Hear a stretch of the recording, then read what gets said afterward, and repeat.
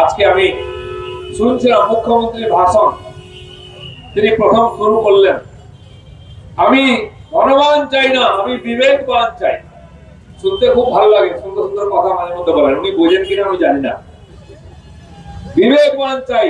আচ্ছা বুঝে দেখুন তো, টিএমসির মধ্যে বিবেকবান বলে কোন পদার্থ আছে? মমতা ব্যানার্জি থেকে শুরু করুন, আপনারা ভাইপোর কথা ছেড়ে দিন।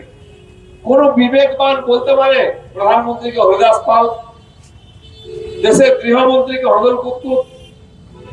তার বিবেক, জ্ঞান, বুদ্ধি, মনুষ্যত্ব কি আছে আমি জানি না।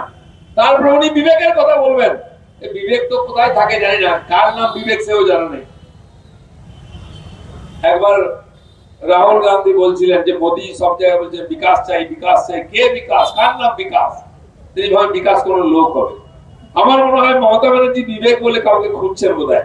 একবার উনি বলেছিলেন বিবেক দা, বিবেকানন্দকে। তো সেই বিবেককে খুঁজছেন। আমি বলি দিদি, আপনার বিবেকবান কেমন লোক?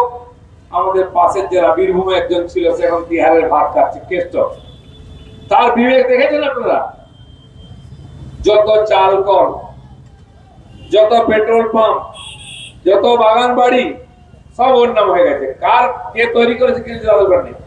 দামি গাড়ি সব তার বিবেক বড়, সব বিজনেস তার নিজের মনে করে। এই হচ্ছে বিবেকবানের উদাহরণ। 550 কোটি টাকার মালিক পার্থ বাবু, লেখাপড়া জানা ভদ্রলোক মানুষ, শিক্ষামন্ত্রী, তিনি এখন ভাত খাচ্ছেন জেলের। শিক্ষামন্ত্রী জেলে, কিরকম বিবেক দেখো। কমপক্ষে শিক্ষামন্ত্রী তো বিবেকটা আমরা আশা করতে পারি।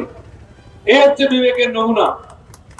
এখানে মিডিয়ার বন্ধুরা আছেন, আমাদের সঙ্গে খুব দোস্তি গল্প করেন। এসে কোনো ঘটনা ঘটছে পার্থবাবুর বাড়ি, আমাকে কয়েকজন মিডিয়ার বন্ধুরা বলছে, জানেন দাদা আমরা অনেকবার যেতাম, সারাদিন বাইরে রোদ্রে বসে থাকতাম, ভিতরে বসতে বলতো না, একটা লাল চাও খাওয়াতো না।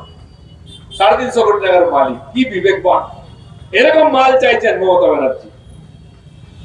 বাদু শেখ, শেখ শাহজাহান, সাদ্দাম, সর্দার, এই হচ্ছে বিবেকবান মানুষের উদাহরণ। মমতা ব্যানার্জি এটা তৈরি করেছে।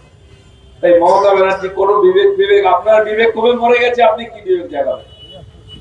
আপনার চেয়ে আরো একটি উপরে আপনার ভাইপো।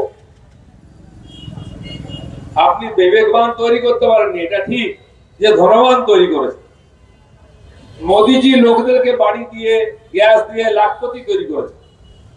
এখন ড্রোন দিয়ে লাখপতি দিদি তৈরি করেছে। লক্ষ লক্ষ লাখপতি পরিবার তৈরি করেছেন মোদিজি। 3 লাখ টাকার বাড়ি, গ্যাস, লোন, 1 লাখ টাকার ড্রোন, এরকম বহু মহিলাও লাখপতি হয়েছেন ভারতবর্ষে। কিন্তু মোদিজি কোটিপতি, 600 কোটির মালিক কাউকে বানাতে পারেননি। এটা ওনার সফলতা নয়, এটা বিফলতা মোদিজি। কিন্তু আমাদের মমতা ব্যানার্জিকে দেখুন, তার যে কাউন্সিলর 4 কোটি টাকার বিদেশি গাড়ি চড়ে, কাউন্সিলর, সে কলকাতার নেই, ছোট শহরে। তাহলে এমপি এমএলএ দের কি হবে? বিমানে চড়া হচ্ছে, বিমান কেনার মতো পয়সাও আছে, টাকা কোথায় রাখবে, কি করবে ঠিক করতে পারে না। আলমারির মাথায়, খাটের তলায়, আলমারির মধ্যে। শুধু তাই নয়, পার্থবাবু একাধিক ফ্ল্যাট কিনেছিলেন, তার তো কেউ নেই, স্ত্রীও বেঁচে নেই। কার জন্য? টাকা রাখার জন্য। সেই ঘরের দরজা যখন খোলা হলো, গোলাপি গোলাপি লোকের নোটের বান্ডি হু হু করে পড়ছে। এত টাকা গোনা যাচ্ছে না, মেশিন নিয়ে আসা হয়েছে। গুনতে গুনতে কর্মচারী ক্লান্ত, মেশিনও ক্লান্ত, শেষ হচ্ছে না। সেই টাকা নিয়ে যাওয়ার জন্য বড় বড় ট্যাঙ্ক নিয়ে আসা হয়েছে। ট্যাঙ্কে ভরে ট্রাকে করে নিয়ে যাওয়া হলো। কি বিবেকবান দিদিমণি, ধনবান, অর্থবান, এরকম লোক তৈরি করেছেন। কেউ আসতো না, এবার গিয়ে খুব পিড়াপিড়ি করে একজনকে নিয়ে এসছেন। সে কে? সে 2 বার হেরেছে উত্তরপ্রদেশে, 2 বার যোগী সরকার হয়েছে। তার কোনো কাজ নেই, বেকার ঘুরে থাকে, বলে যাই কলকাতা ঘুরে আসে। তো যার কোনো কাজকর্ম নেই, কেউ পুছে না, এরকম নেতা মমতা ব্যানার্জির সঙ্গে আছে। কেন শিবসেনা আসেনি? কেন স্ট্যালিন আসেননি?